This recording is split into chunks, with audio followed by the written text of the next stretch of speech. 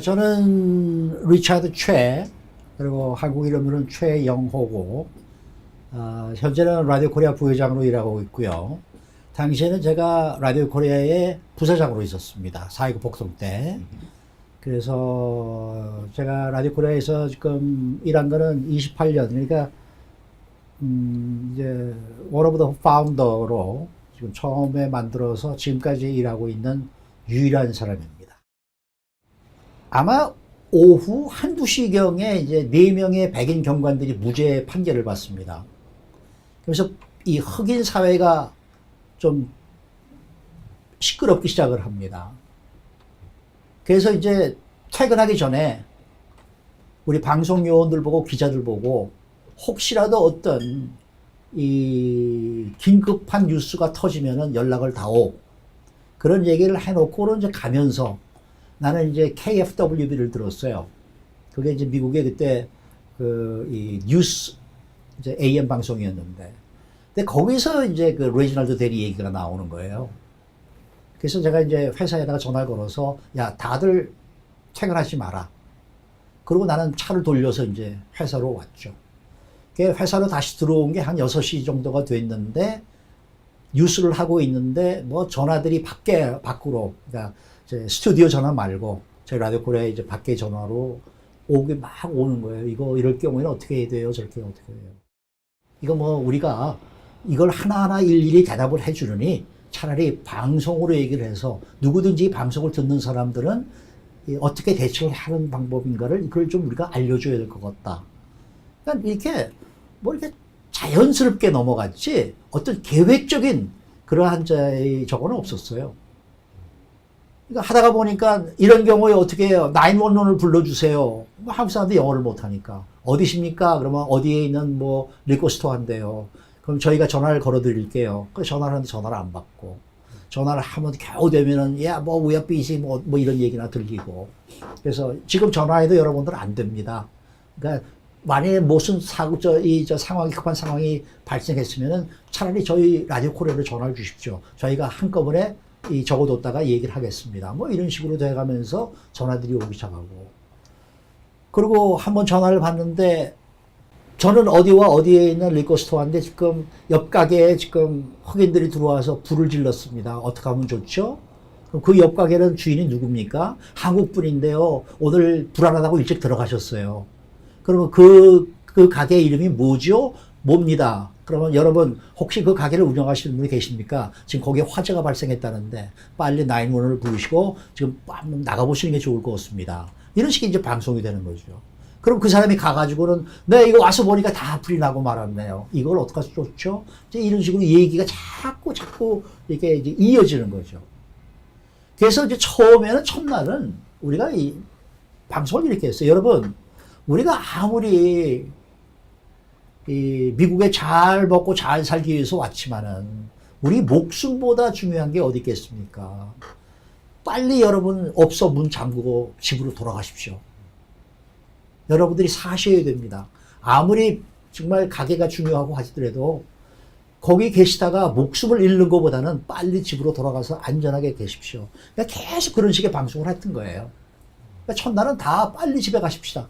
빨리 갑시다. 그러니까 차라리 그냥 뭐 내가 집에 가고 난 다음이니까 뭐 요즘 뭐 CCTV라도 있어서 다 보지만은 그 당시 그렇지도 않잖아요. 그러니까 내 가게가 어떻게 됐는지 막 불안한 거예요. 사람들이. 근데 이제 뭐 그때는 한인 사람들이 이제 여러 가게를 이제 운영하고 있으니까 어떤 쇼핑센터라도 또 한두 명은 또 죽어도 거길 안 떠나고 또 지키는 사람들이 있지 않습니까, 원래. 그런 사람들이 이제 계속 전화를 해주는 거죠.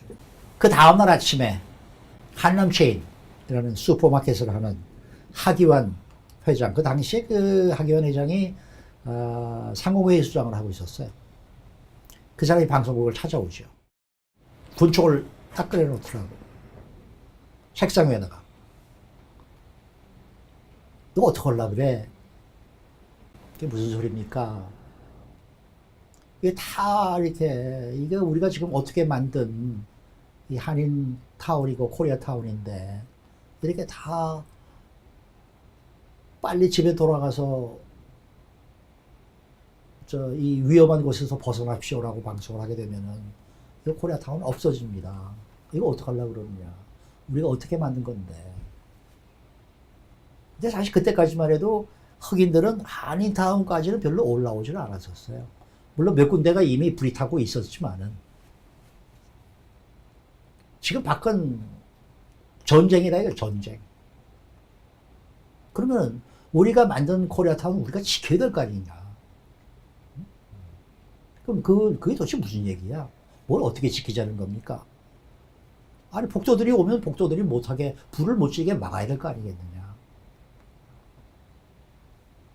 그러면은 총을 들고 싸우자는 얘기냐? 그렇게 해서라도 해야 될 거 아니겠느냐. 그때 이제 우리 그 변호사가, 담당 변호사가, 데이비드 킴 변호사가 이제 와 있었는데, 이제 우리가 그래서 물어보죠. 이런 경우에 예를 들어서, 자기 방어가 가능한 거예요? 이게 총을 쏴도 돼? 법적으로 봤을 때 미국에서는 자기 방어할 때는 가능하다. 그래서 그때 이제 하계원 회장하고 당시에 이장희 사장이 같이 차를 타고 이제 한 바퀴 돌았어요. 한인타운을.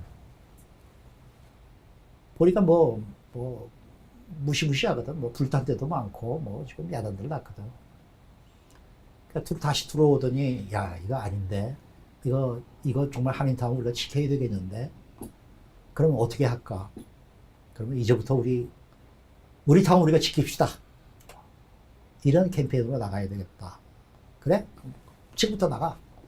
그냥 그 당시부터 이제 우리 타운 우리가 지킵시다. 그러다 보니까 이제 한국 분들이 총기도 들고 나오고, 친구들도 부르고 해가지고 자기 업소를 지키기 위해서 이제 나서는 거죠. 우리가 만일에 4월 30일 날도 빨리 우리 목숨이 중요하니 빨리 도망가십시다. 집에 가서 피하십시오.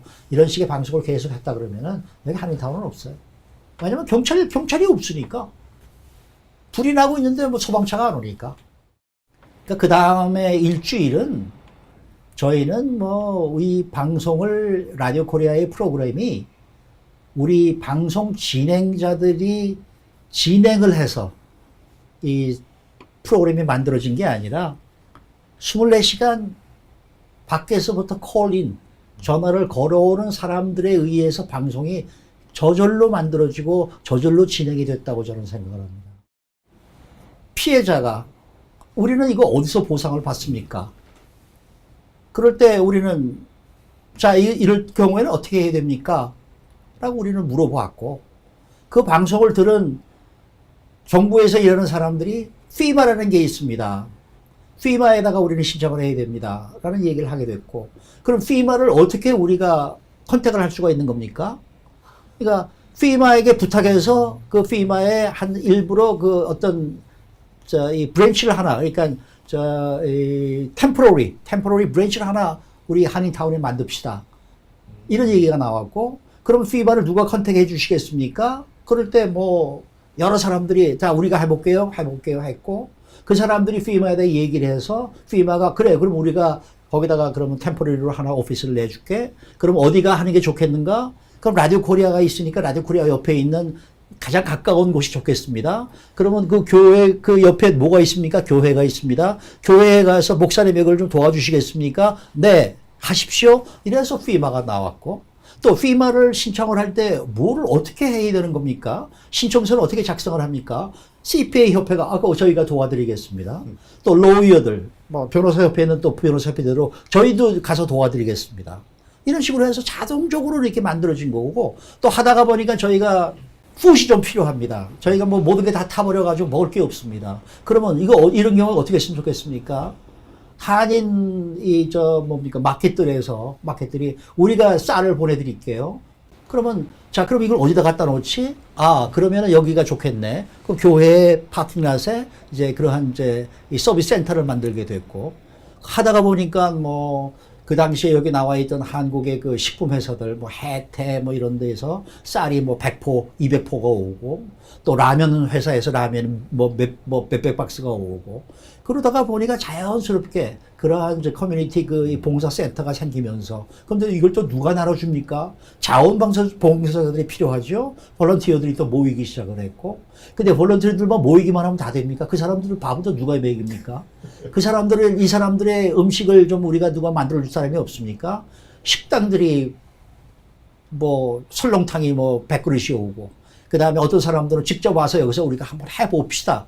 그래서 여성분들이 또 모여서 밥을 하고 찌개를 하고, 그래 그 사람들 다 먹이고, 하루에 말이죠, 자원봉사자가 토탈 하루 종일 있는 분들이 거의 500명까지 됐었어요. 와.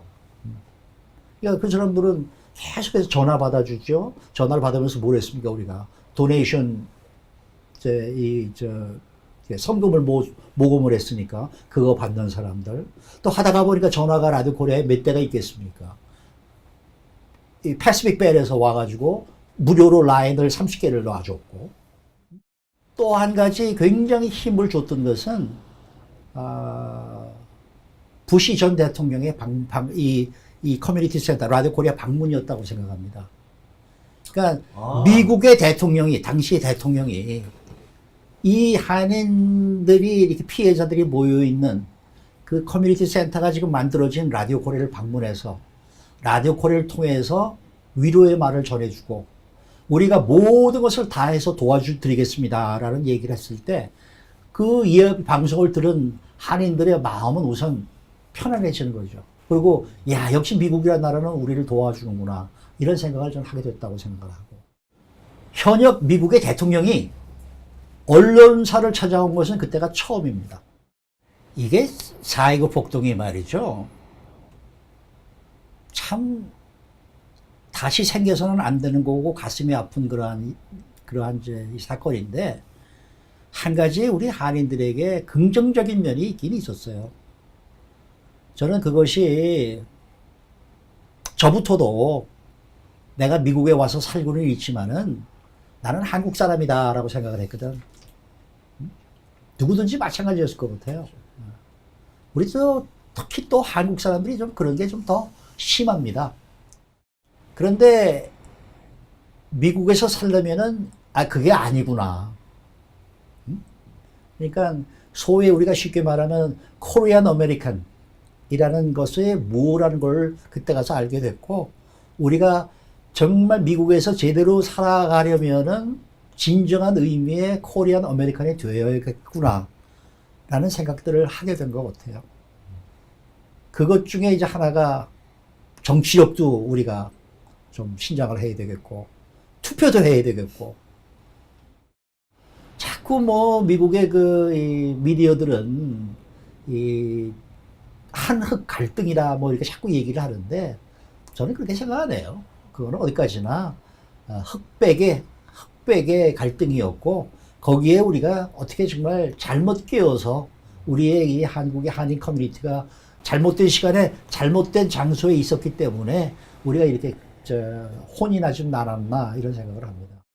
기억은 우리가 정말 다시는 하고 싶지 않은 그런 날이지만은, 또 그렇다고 해서 완전히 그냥 잊어버릴 수 있는 그러한 날은 또 아니기 때문에 열심히 4.29 폭동에 대한 이러한 얘기들을 해달라고 하면 난 항상 가서 얘기를 해주고 있죠. 저는 최영호, 리차드 최고요. 이게 저의 4.29 이야기입니다.